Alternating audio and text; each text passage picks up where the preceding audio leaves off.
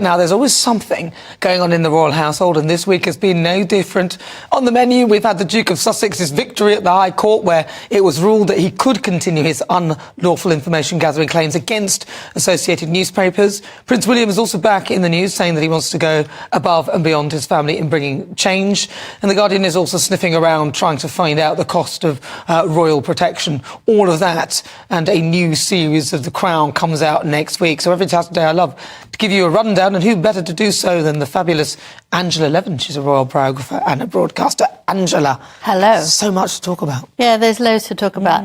I know you like to talk about Harry first, so we can do that. He thinks he's done really well, but actually he hasn't, because the judge has said that he can't actually mention anything that was leaked beforehand. The problem last time Harry went to court was that he would just say something and expect, and he said it, he expected the lawyers to sort it out.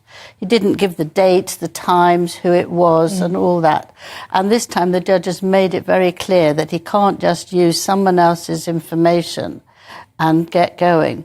The problem is he feels that he can do it now, but the Mail Group feel that it's at least 6 years too late. So he can't do it now. So that's the fault. And the Mail has got to come in with enough vavavoom, I suppose you could call it, that Harry can't beat that. But I was thinking, you know, is he going to come over? Is there going to be another problem about protection? Is it going to cost all the taxpayers a load of money? And what about his visa as well in America? All of that. Well, that hasn't happened, you see. He doesn't seem to have had a visa. He's there. And this is one of the things where he doesn't want to be a prince in royal terms and work, but yet he wants to have all the advantages. Well, the issues of whether he admitted about the drug taking on the visa is what I'm nothing about it. Well, it's not over. It's not over. No, it isn't. That's bubbling under the surface, really. Yes. I think people need to sit down and do these things, not to keep it bubbling away.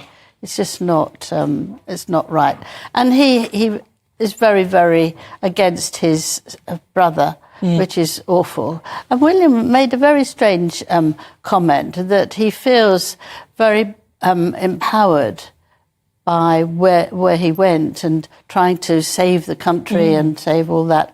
But he said he's now decided that he's going to do much more than the royal family have done so far. And he wants to build houses and he wants to get them to work and people in there and living comfortably.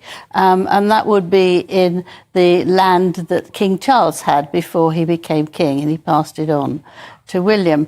And I think that it was a rather inappropriate time to say that. And I think as well that we don't really want fights as to who's doing what, and I'm doing better than you because I'm actually getting houses and you're just signing. He doesn't want to sign pages and cut ribbons. Well, I mean, now there's other stuff going on there. We've got the Guardian trying to find out the cost of safety of the royals. They're trying to find out. Yes, I found that... why do they need to know? What's that got to do with them? Yeah, exactly. It's got nothing to do with them, and it is essential. We do know how much we pay for the royal family. Each of us, it's less than £2. That's not so much, is it? We can all fold that. But I don't think you can do that. And other papers who picked up what The Guardian says, and we know that they don't like the monarchy, have said that actually it helps you know where the royals are and where they're going, because you see the number of people who are going there and how long they're going for. And I think that's very, very dangerous indeed. I hope we can fight it. I think it's another spiteful chance from the Guardian, myself, but I can't see how dare we? We have to pay them. Apparently it's I can go up to £100,000 to save them, but we've got to. You can't just let them go. You see today, you know, we've got to protect them. They're very important to us. Well, they're a net benefit anyway, and you know, it's not like they don't really cost us anything in any way. Yeah. In any case, they're very good for this country, and there's a continuity as well. Now, what about The Crown, though?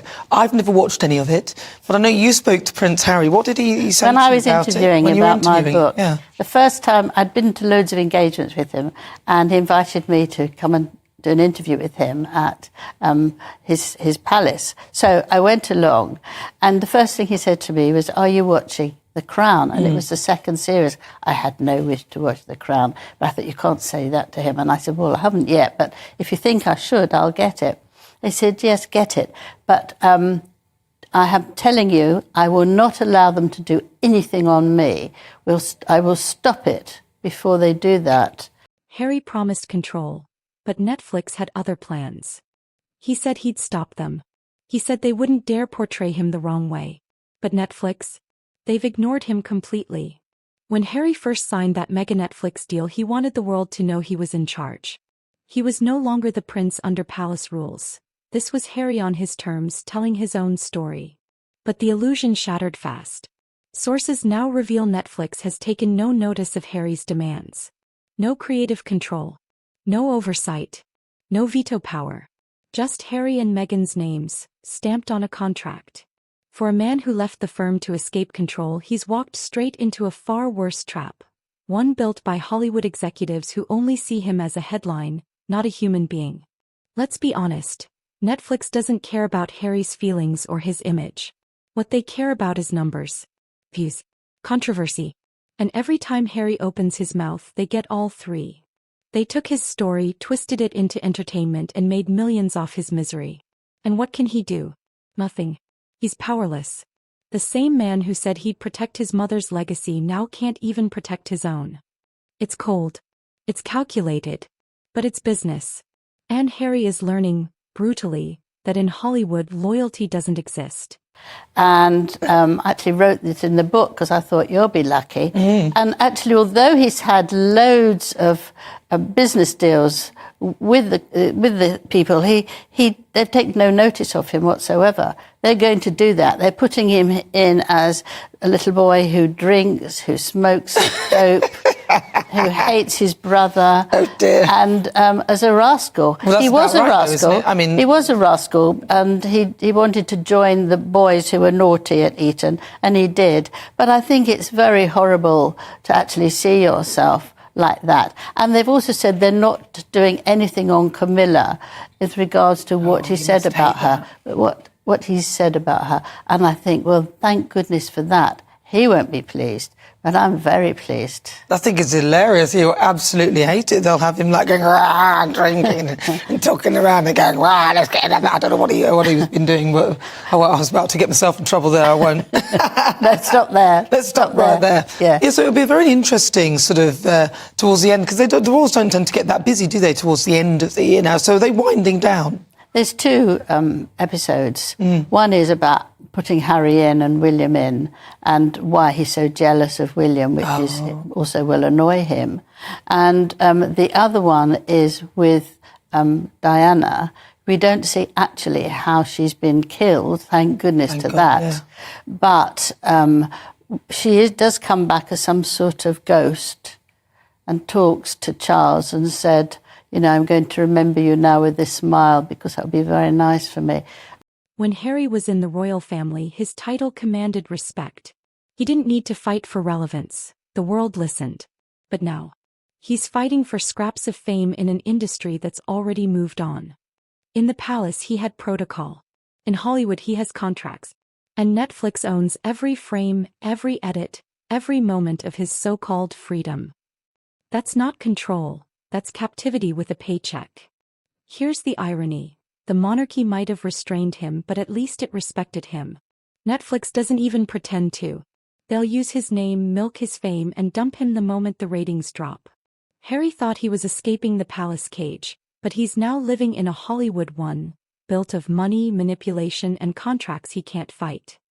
He's gone from commanding armies to being controlled by algorithms. That's not progress, that's downfall. Prince Harry said he'd stop Netflix from portraying him unfairly. He said he had control. But as we've all seen, they didn't listen. They didn't care. And they never will. He's not the director of his story anymore. He's the character in someone else's script.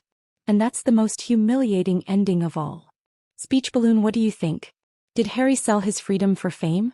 Or is this just karma catching up with the Sussex brand? Let me know in the comments below. Bell subscribe for weekly royal truth bombs, explosive commentary, and behind-the-scenes breakdowns of Harry and Meghan's collapsing empire.